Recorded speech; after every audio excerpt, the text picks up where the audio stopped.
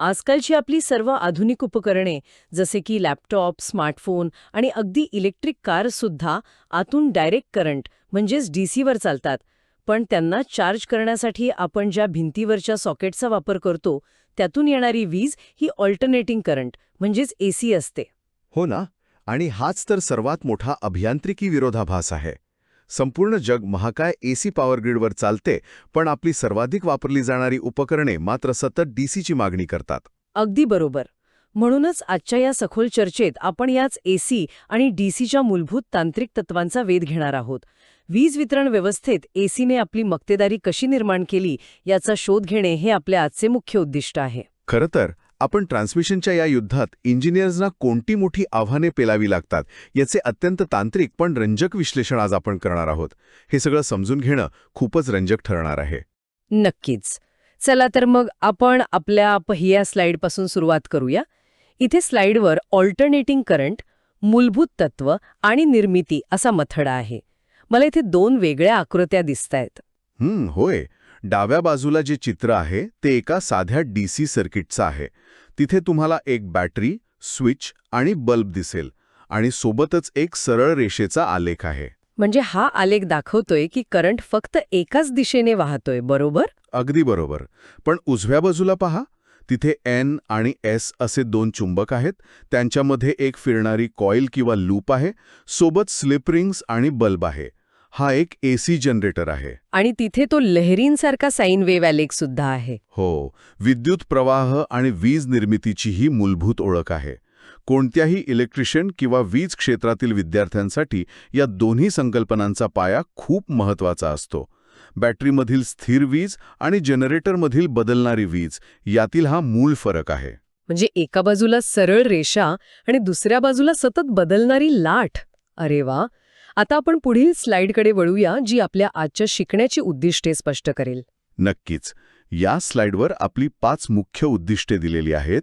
पहिले म्हणजे डीसीची वैशिष्ट्ये समजून घेणे. दुसरे उद्दिष्ट आहे डीसीवर एसीचे असलेले फायदे जाणून घेणे. आणि तिसरं उद्दिष्ट मला दिसतंय की डीसी आणि एसीच्या कार्यपद्धतीची तुलना करणे. हो, आणि त्यानंतर चौथे उद्दिष्ट आहे अल्टरनेटिंग करंटची म्हणजेच एसीची निर्मिती प्रक्रिया आणि तांत्रिक संज्ञा अभ्यासणे. आणि शेवटी 5वे उद्दिष्ट म्हणजे डीसीवर एसीचे असलेले मोठे फायदे समजून घेणे. इथे खूप छान आकृती आहे. काही षटकोनी पायऱ्या एका पिवळ्या स्थिर रेषेवरून सुरू होतात आणि पुढे जाऊन निळ्या लहरींमध्ये बदलतात. होय, हा आपला ज्ञानाचा प्रवास दर्शवतो. आपण डीसीच्या स्थिर प्रवाहाकडून एसीच्या गतिमान जगाकडे जाणार आहोत हे यातून खूप छान प्रकारे स्पष्ट होतं. खूपच कल्पक आकृती आहे ती. आता आपण तिसऱ्या स्लाइडवर जाऊया, जिथे आपण डीसी म्हणजेच डायरेक्ट करंट या स्थिर प्रवाहाबद्दल सविस्तर जाणून घेणार आहोत. मला नेहमी प्रश्न पडतो की यात इलेक्ट्रॉन्स फक्त एकाच दिशेने का वाहतात? खूप चांगला प्रश्न आहे. डीसीमध्ये इलेक्ट्रॉन्स नेहमी ऋण टोकाकडून धन टोकाकडेच वाहतात, कारण डीसी स्रोताची ध्रुवीयता किंवा पोलॅरिटी कायम निश्चित असते. ती कधीच बदलत नाही. आता पुढील स्लाइड आपल्याला डीसी ट्रान्समिशनचे फायदे सांगते. डीसीचे सुद्धा काही मोठे फायदे आहेत हे ऐकून मला थोडं आश्चर्य वाटतंय. खरं तर डीसी ट्रान्समिशनचे काही इंजिनिअरिंग फायदे खूपच जबरदस्त आहेत. पहिला फायदा म्हणजे डीसीमध्ये फक्त 2 ट्रान्समिशन वायरची आवश्यकता असते. फक्त 2 वायर्स म्हणजे खर्च खूप कमी होत असेल. हो ना. आणि दुसरा मोठा फायदा म्हणजे हाय फ्रिक्वेन्सी एसीच्या तुलनेत डीसीमध्ये कोरोना लॉस जवळपास नगण्य असतो, कारण यात वारंवारता नसते. आणि इथे स्किन इफेक्ट नसतो असाही एक मुद्दा आहे. हे स्किन इफेक्ट म्हणजे नक्की काय? स्किन इफेक्ट म्हणजे जेव्हा करंट वायरच्या फक्त बाहेरील आवरणातून किंवा स्किनमधून वाहतो, पण डीसीमध्ये प्रवाह पूर्ण वायरमधून समान वाहतो. त्यामुळे इंजिनियर्सना कंडक्टर डिझाईन करणं खूप सोपं जातं. अरे वा, म्हणजे वायरचा पूर्ण वापर होतो तर? आणि इंडक्टिव्ह किंवा कपॅसिटिव्ह पॉवर लॉस बद्दल काय? तोही डीसीमध्ये नसतो, कारण दिशा बदलत नसल्यामुळे तिथे अतिरिक्त विरोध निर्माण होत नाही. त्यामुळे डीसी खूप कार्यक्षम ठरतो. हे फायदे खरोखरच खूप महत्वाचे आहेत. पण तरीही जग एसीवर चालतं. चला तर मग आपण 5व्या स्लाइडकडे वळूया आणि ऑल्टरनेटिंग करंट म्हणजेच एसी हा गतिमान तरंग नेमका काय चमत्कार आहे ते पाहूया. एसीची कार्यपद्धती पूर्णपणे वेगळी आहे. यात प्रवाहाची दिशा आणि प्रमाण नियमित अंतराने सतत बदलत असतात. म्हणजे ते डीसी सारखे एकाच दिशेने जात नाहीत का? नाही, एसी करंट शून्यापासून कमाल क्षमतेपर्यंत वाढतो आणि मग चक्र पूर्ण करताना पुन्हा शून्यावर येतो. आणि सर्वात महत्त्वाचे म्हणजे एसी स्रोताची ध्रुवीयता सतत बदलते. ध्रुवीयता बदलते म्हणजे नक्की काय होतं? म्हणजे धन आणि ऋण टोकं एकमेकांची जागा घेतात. त्यामुळे करंटची दिशा पूर्णपणे उलटते. या स्लाइडवरील साइन वेव्ह आलेखात तुम्हाला दिसेल की कमाल प्रमाण आणि शून्य या अवस्था कशा निर्माण होत आहेत. हो, तिथे आलेखावर शून्य रेषेच्या वर आणि खाली अशी एक सुंदर लाट दिसतीये आणि पोलॅरिटी रिव्हर्सलमुळे ती खाली जातीये. अगदी बरोबर. हाच तो एसीचा गतिमान स्वभाव आहे, ज्यामुळे तो डीसी पेक्षा वेगळा आणि काही अर्थाने जास्त ताकदवान ठरतो. आता पुढील स्लाइडमध्ये आपण एसी वेव्हफॉर्म्सचे प्रकार पाहणार आहोत, कारण फक्त एकच प्रकारची लाट नसते, बरोबर ना? हो, आपण वापरलेल्या एसी व्होल्टेज स्रोताच्या प्रकारानुसार वेव्हफॉर्मचा आकार निश्चित होतो. इथे 3 मुख्य प्रकार दाखवले आहेत. पहिला म्हणजे साइन वेव्ह. ही साइन वेव्ह आकृतीत खूपच गुळगुळीत आणि नैसर्गिक दिसतीये, जशी नदीत शांतपणे उठणारी लाट असते. खूप छान उदाहरण दिलं. साइन वेव्ह खरोखरच तशी स्मूथ असते. दुसरा प्रकार आहे स्क्वेअर वेव्ह. यात प्रमाण अचानक बदलते आणि ती दिसायला चौकोनी किंवा आयताकृती दिसते. म्हणजे जणू काय एकदम खड्ड्यात गाडी गेल्यासारखी किंवा अचानक वळण घेतल्यासारखी. हो, अगदी अचानक बदल. आणि तिसरा प्रकार आहे सॉट्यूथ वेव्ह, जी करवतीच्या दातांसारखी तीक्ष्ण आणि कोनात्मक असते. अरे छ, म्हणजे ही लाट अगदी टोकेरी आणि तीव्र दिसतीये. आपल्या रोजच्या वापरात आपण यापैकी कोणती वापरतो? आपण मुख्यत्वे साइन वेव्ह वापरतो कारण ती उपकरणांसाठी सर्वात सुरक्षित असते. आता आपण 7व्या स्लाइडवर जाऊया. इथे तुलनात्मक विश्लेषण आहे. एसी विरुद्ध डीसीची कार्यपद्धती. चला, या 2 प्रवाहांची एक मैत्रीपूर्ण लढतच पाहूया. या तक्त्यात दिशा, इलेक्ट्रॉनचा प्रवाह आणि फ्रिक्वेन्सी असे 3 मुद्दे आहेत. पहिला मुद्दा दिशेचा आहे. एसीची सर्किटमध्ये सतत बदलणारी दिशा असते, तर डीसी फक्त एकाच दिशेने वाहतो. दुसरा मुद्दा इलेक्ट्रॉनचा प्रवाह आहे. एसीमध्ये इलेक्ट्रॉन्स पुढे आणि मागे सतत बदलत राहतात का? हो, ते फक्त आपल्या जागेवर पुढे मागे कंपन करतात. पण डीसीमध्ये ते एका रेषेत स्थिरपणे पुढे जातात. आणि तिसरा, सर्वात महत्त्वाचा मुद्दा म्हणजे फ्रिक्वेन्सी. एसीची फ्रिक्वेन्सी 50 किंवा 60 हर्ट्झ असते असे आपण ऐकतो. याचा अर्थ काय? याचा अर्थ एका सेकंदात तो प्रवाह 50 किंवा 60 वेळा आपली दिशा बदलतो. तर दुसरीकडे डीसीची दिशा कधीच बदलत नाही. त्यामुळे त्याची फ्रिक्वेन्सी 0 हर्ट्झ असते. अरे वा, म्हणजे एका सेकंदात 50 वेळा बदल. हे खरंच आश्चर्यकारक आहे. आता पुढील 8व्या स्लाइडमध्ये आपण आणखी काही तांत्रिक पॅरामीटर्सची तुलना पाहूया. इथे ऊर्जावहन हा मुद्दा आहे. होय, ऊर्जावहन किंवा एनर्जी ट्रान्समिशन हा एक निर्णायक मुद्दा आहे.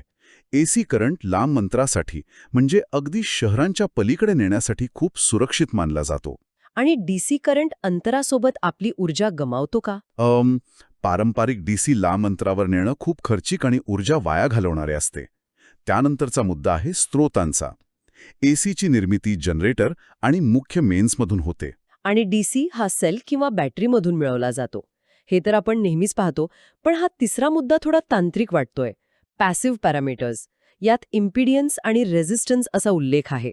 मी ते सोप्या भाषेत सांगतो. डीसीमध्ये प्रवाहाला जो विरोध होतो त्याला फक्त रेझिस्टन्स म्हणतात, जसा रस्त्यावरचा साधा स्पीड ब्रेकर. पण एसीमध्ये दिशा सतत बदलत असल्याने आणखी काही अडथळे निर्माण होतात. अच्छा, म्हणजे वायरच्या मूळ विरोधासोबतच आणखी काही विरोध असतात. होय, आणि ह्या सर्व अडथळ्यांच्या बेरजेला एसीमध्ये इम्पिडन्स असे म्हणतात.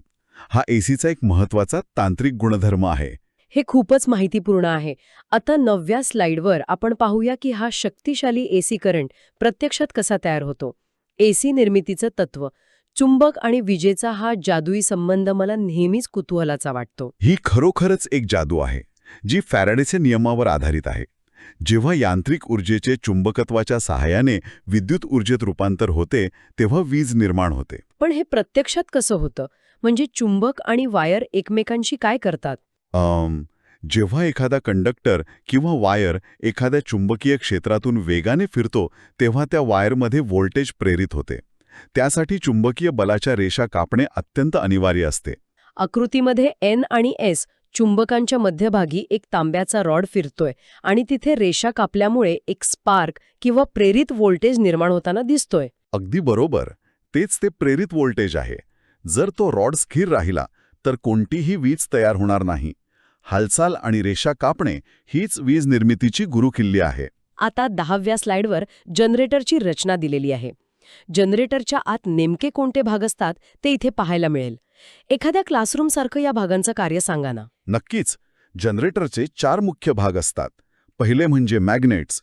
हे मॅग्नेट्स N ते S ध्रुवापर्यंत एक अत्यंत मजबूत चुंबकीय क्षेत्र प्रदान करतात.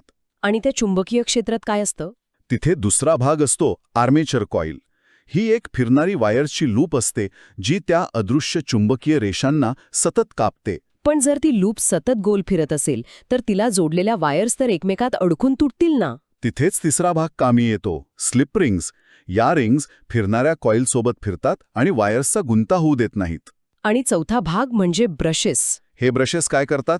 हे स्थिर ब्रशेस फिरणाऱ्या स्लिप रिंग्सवरून तयार झालेले व्होल्टेज गोळा करतात आणि बाह्य सर्किटमध्ये म्हणजे अगदी आपल्या घरापर्यंत सुरक्षितपणे पोहोचवतात. आकृतीत या सर्वांची जोडणी खूप स्पष्टपणे दिसते. खरंच इंजिनिअरिंगची ही कमाल आहे. 11वी स्लाइड अतिशय रंजक आहे. यात जनरेटर प्रत्यक्षात काम करताना आपण 3 टप्प्यात पाहणार आहोत. जनरेटर AC कसा तयार करतो. होय, हे 3 तांत्रिक टप्पे खूप महत्वाचे आहेत. पहिली पायरी आहे मॅक्झिमम कट. जेव्हा कॉईलची लूप पूर्णपणे आडवी असते तेव्हा ती जास्तीत जास्त वेगाने चुंबकीय रेषा कापते. आणि त्यामुळेच आलेखावर आपल्याला कमाल पॉझिटिव्ह व्होल्टेज मिळतं. बरोबर? अगदी बरोबर. मग दुसरी पायरी येते 0 व्होल्टेज. जेव्हा लूप फिरत फिरत पूर्णपणे उभी होते तेव्हा ती रेषांना समांतर येते.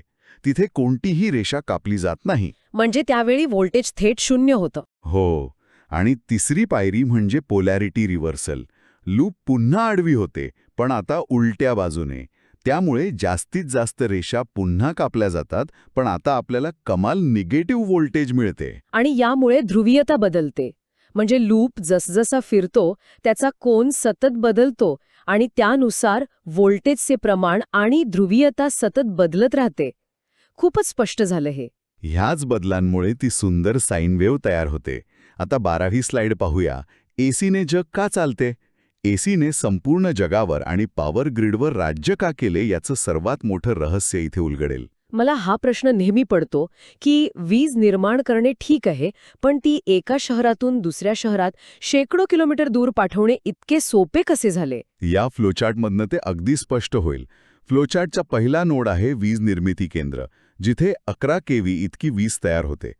त्यानंतर लगेच तिथे एक स्टेप अप ट्रान्सफॉर्मर असतो. स्टेप अप ट्रान्सफॉर्मर म्हणजे तो व्होल्टेज वाढवतो का? हो, तो हे व्होल्टेज अतिशय उच्च दाबावर म्हणजे 2,20,000 किंवा अगदी 4,00,000 व्होल्ट्सवर घेऊन जातो. बापरे, इतकं जास्त व्होल्टेज का? कारण लांब अंतरावर जाताना ऊर्जेची हानी किंवा पॉवर लॉस कमी करायचा असतो. मग नोड 2 मध्ये हे लांब पल्ल्याचं ट्रान्समिशन होते. आणि जेव्हा ही वीज शहरात पोहोचते तेव्हा नोड 3 वर स्टेप डाऊन ट्रान्सफॉर्मर असतो, जो ते प्रचंड व्होल्टेज पुन्हा घरांमध्ये आणि कारखान्यांमध्ये वापरण्यासाठी सुरक्षित अशा 240 आणि 415 व्होल्ट्सपर्यंत कमी करतो. अगदी अचूक. आणि सर्वात महत्वाची गोष्ट म्हणजे हे ट्रान्सफॉर्मर्स फक्त एसीवरच काम करतात, डीसीवर नाही. याच एका कारणामुळे ट्रान्समिशनच्या या युद्धात एसी जिंकला. म्हणजे ट्रान्सफॉर्मर हा एसीचा खरा हिरो आहे. तर आता 13व्या स्लाइडवर आपण प्रगत संकल्पनांकडे वळूया. एसीमधील लॉसेस समजून घेणे. एसीमध्ये काही तांत्रिक समस्याही आहेत का? हो, 2 मुख्य लॉसेस आहेत ज्यांचा इंजिनियर्सना खूप त्रास होतो. पहिला म्हणजे स्किन इफेक्ट. एसी करंट वायरच्या मध्यभागातून न वाहता फक्त बाह्य पृष्ठभागावर किंवा स्किनवर जमा होतो. आकृतीमध्ये दिसतंय की वायरच्या कडेलाच करंट जमा झालाय. यामुळे ट्रान्समिशन डिझाईनमध्ये काय आव्हाने येतात? यामुळे वायरचा आतला भाग निरुपयोगी ठरतो. आणि दुसरा लॉस म्हणजे कोरोना लॉस. हाय फ्रिक्वेन्सी एसीमुळे आजूबाजूची हवा आयोनाइज होते. आयोनाइज होते म्हणजे काय होतं? म्हणजे ती हवा सुवाहक बनते. आकृतीत दाखवल्याप्रमाणे निळ्या ठिणग्या हवेत पसरतात आणि ऊर्जा वाया जाते. फ्रिक्वेन्सी वाढली की हा कोरोना लॉस अजूनच वाढतो. हे तर खरोखरच आव्हानात्मक आहे. आता आपण 14व्या स्लाइडवर आलो आहोत. सारांश. 2 प्रवाहांची कथा. या संपूर्ण प्रवासाचा सारांश आपण इथे पाहणार आहोत. होय, डीसी आणि एसीची ही अंतिम तुलना आहे. डायरेक्ट करंट हा स्थिर आणि एकाच दिशेने वाहणारा प्रवाह आहे. तो विशिष्ट आणि कमी अंतराच्या वापरासाठी अतिशय आदर्श आहे, जसे आकृतीतील बॅटरी. आणि ऑल्टरनेटिंग करंट म्हणजे AC हा ध्रुवीयता बदलणारा आणि फिरणाऱ्या चुंबकीय क्षेत्राद्वारे तयार होणारा तरंग आहे. जसे आकृतीतील तो जनरेटर. अगदी. आणि एसीचा सर्वात मोठा फायदा म्हणजे लांब अंतरावर ट्रान्समिशन करताना अत्यंत कमी ऊर्जाहानी होते. त्यामुळेच एसी जगाच्या पॉवर ग्रीडसाठी जागतिक मानक बनवा आहे.